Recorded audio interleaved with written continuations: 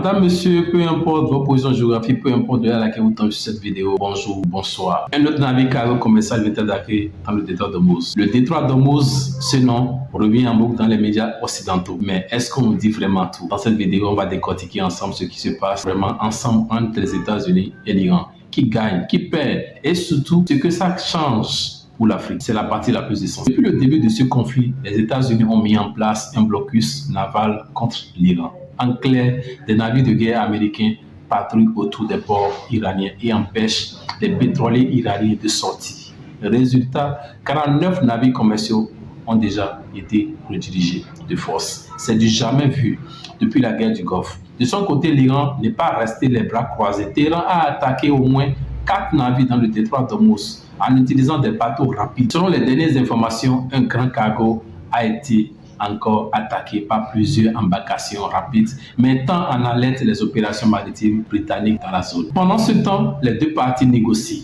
L'Iran a envoyé une proposition de paix en 14 points.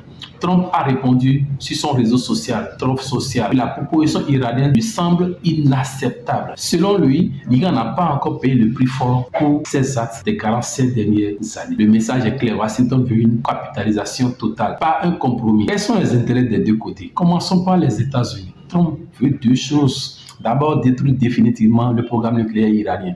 Pas juste le ralentir, l'éliminer. Il a d'ailleurs laissé entendre qu'il voulait neutraliser les 15% de capacité balistique qu'il reste à l'Iran. Ensuite, il veut montrer à son électorat qu'il est le seul capable de finir le boulot là où Obama et Biden ont échoué. L'Iran, lui, joue la survie du régime. Sa proposition en 14 points demande le retrait des troupes américaines, la levée du blocus, la fin des sanctions et surtout le contrôle du détroit d'Ormuz. Téhéran veut imposer des droits de péage sur ce passage maritime. C'est une demande explosive car le détroit d'Ormuz, c'est environ 20% du pétrole mondial qui transite chaque jour. Le secrétaire d'État américain Marco Rubio a d'ailleurs été très clair. Jamais les États-Unis n'accepteront qu'une puissance étrangère contrôle ce passage maritime international. Et l'Iran, de son côté, clame qu'il ne reculera pas d'un millimètre. Le vice-président du Parlement iranien a même déclaré publiquement que le détroit ne reviendra jamais à son état d'avant-guerre. Israël, bien que distrait dans cette couverture médiatique, est en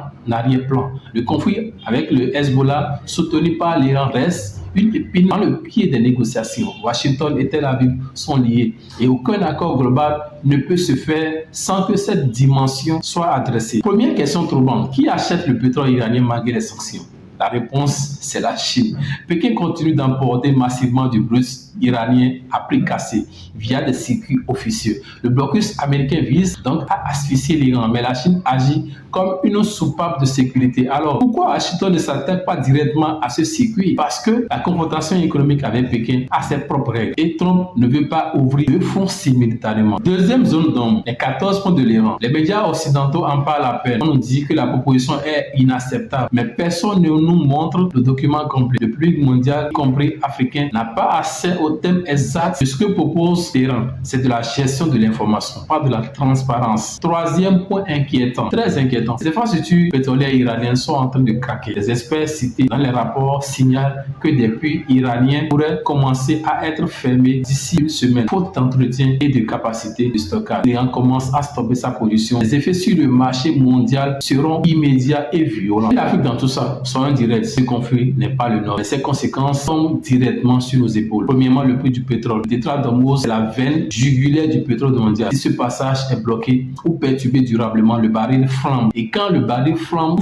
le carburant à la pompe, le transport de marchandises, la nourriture, les premières victimes, ce sont les populations africaines qui vivent déjà sous pression économique. Deuxièmement, les routes maritimes. Le commerce entre l'Asie et l'Afrique passe en grande partie par l'océan Indien. Une déstabilisation durable du Golfe perturbe les chaînes d'approvisionnement qui alimentent nos ports, Mombasa, Djibouti, Dar es Salaam, Abidjan. Troisièmement, la leçon géopolitique. Ce conflit nous rappelle une vérité brutale. Les grandes puissances se battent pour contrôler les ressources et les routes mondiales. L'Afrique, qui possède ses propres détroits, ses propres ressources et ses propres routes stratégiques, doit en tirer une conclusion. La souveraineté, ça se construit pas seulement avec des discours, mais avec des alliances militaires africaines solides. La flotte navale continentale et une diplomatie qui ne dit pas son nom. Et une diplomatie qui ne dépend pas des humeurs de Washington ou de Téhéran. En conclusion, l'Iran et les États-Unis sont engagés dans un bras de fer existentiel. L'un veut survivre, l'autre veut dominer. Entre les deux, le monde entier et l'Afrique en particulier paie la facture. Ce qui est certain, c'est que ce conflit ne se terminera pas si vite. Les positions des deux camps sont trop rigides, les enjeux trop immenses. Et pendant que les diplomates envoient des propositions en 14 points, les familles africaines subissent déjà les premiers effets de cette guerre de l'énergie. La vraie question pour nous, c'est celle-ci. Jusqu'à quand allons-nous subir les guerres des autres sans construire notre propre puissance? C'est ça la boussole africaine. Pas l'anti-américanisme, pas la naïveté pro-iranienne, juste la lucidité. Pour la fin de cette vidéo, si cette analyse vous a plu,